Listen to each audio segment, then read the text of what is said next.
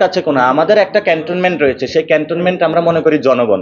আমরা বারবার জনগণের কাছে ফিরে যাব, জনগণের কাছে যাব, জনগণের থেকে যে আপিলটা পাবো সেটা আপনারা যারা মিডিয়া, রাষ্ট্রের অন্যতম অঙ্গ প্রতিষ্ঠান আপনারা রয়েছেন, আপনাদের মধ্যে আমরা রাষ্ট্রের বিভিন্ন জায়গায় পৌঁছানোর চেষ্টা করব।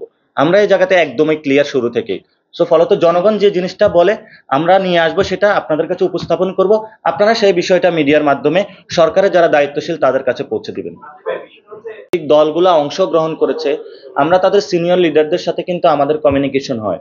সেই চাঁদাবাজি, টেন্ডারবাজি, সিনিয়র যারা লিডার রয়েছেন তাদের সাথে আমাদের কমিউনিকেশন হয়। তারাও বলেছে যে তাদের বিভিন্ন জায়গায় লোয়ার লেভেলে যারা নেতাকর্মী রয়েছেন তারা ডিরেক্টলি এগুলোতে ইনভলভ হয়ে গিয়েছেন। তো তারা সেই সংস্কৃতি থেকে বেরিয়ে আসার চেষ্টা করছেন। তা আমরাও এটাতে প্রেশার ক্রিয়েট করছি যাতে হলো আমাদের পূর্বের যে সংস্কৃতি, সকল দলই তো এই বিষয়ে ঐক্যবদ্ধ জায়গা থেকে একসাথে হলে একটা সেটেলমেন্টের কাজ করছে। সো আমরা যে নিউ সেটেলমেন্টের জায়গা থেকে বলতেছি, এটা তো কোনো স্পেসিফিক রাজনৈতিক দল না, এটা আমরা রাজনৈতিক দলের সংস্কৃতির জায়গা থেকে কথা বলছি। সো সকল রাজনৈতিক দলের এই যে সংস্কৃতি, এটা থেকে বেরিয়ে আসে নতুন আমরা যে রাজনৈতিক বন্দোবস্ত, চাঁদাবাজি টেন্ডারবাজিহীন একটি নতুন বৈষম্যহীন সমাজ নির্মাণের দিকে আমরা যে পথযাত্রা অগ্রসর হচ্ছে, সে বিষয়ে আমরা বারবার হলো তাগিদ দিয়ে যাচ্ছি।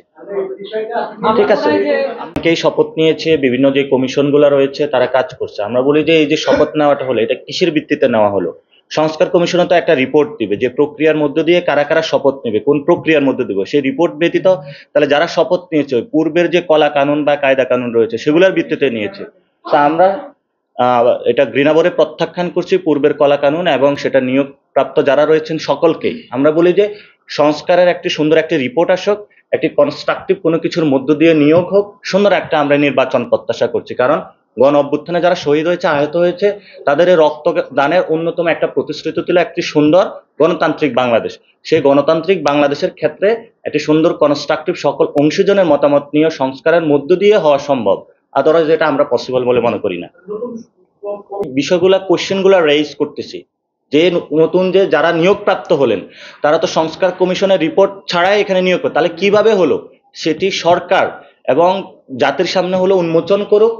এবং যে রাজনৈতিক দলগুলো এতদিন ধরে প্রেসার দিচ্ছে সেই বিষয়গুলো আমরা জনগণের সামনে উপস্থাপন করি, যে রাজনৈতিক দলগুলো তাদের যে তাড়াহুড়া, সরকারকে যে চাপের ক্ষেত্রে এবং সরকারকে যে অসহযোগিতার মনোভাব, সেখান থেকে সরে আসে সংস্কার কমিশনকে সময় দেওয়া উচিত এবং সরকারকেও সময় দেওয়া উচিত, যাতে সরকার একটি সুস্থ প্রক্রিয়ার মধ্য দিয়ে শহীদদের একটি গণতান্ত্রিক বাংলাদেশকে উপহার দিতে পারে।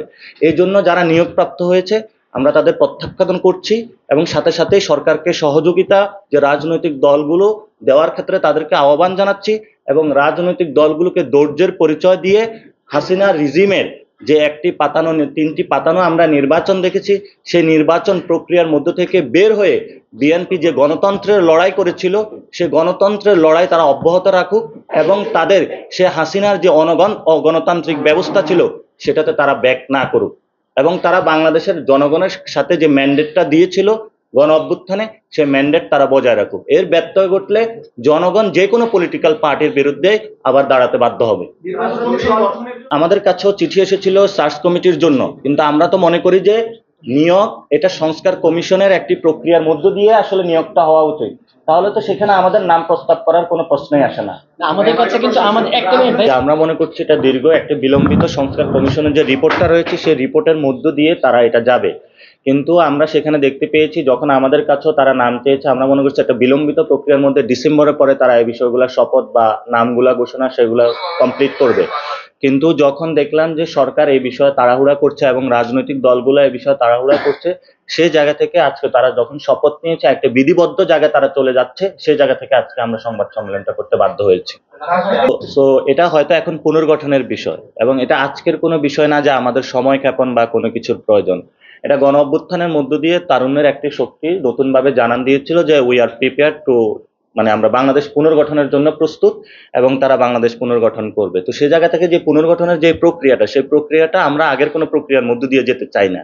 বাংলাদেশের তারুণ্যদের একটি দল অলরেডি 5 তারিখে দাঁড়িয়ে গিয়েছে। আপনারা 5 তারিখে ঢাকা শহর পুরা বাংলাদেশে সেই তারুণ্যের দলকে দেখেছেন আপনারা। আমরা সেই তারুণ্যের দলকে যে নির্দিষ্ট একটি প্রক্রিয়ার মধ্য দিয়ে সে ব্যালট যে রেভলিউশন আমরা বলতেছি, সেই ব্যালট রেভলিউশন আমরা নিয়ে যাব। কিন্তু এটার জন্য যে আমার সময় প্রয়োজন, আমরা অলরেডি এই ইতিহাসের হিস্ট্রিতে গণ অভ্যুত্থানের মধ্য দিয়ে রাজনৈতিক দলটা হয়ে গিয়েছে, জাস্ট এখন পুনর্গঠনের বিষয়।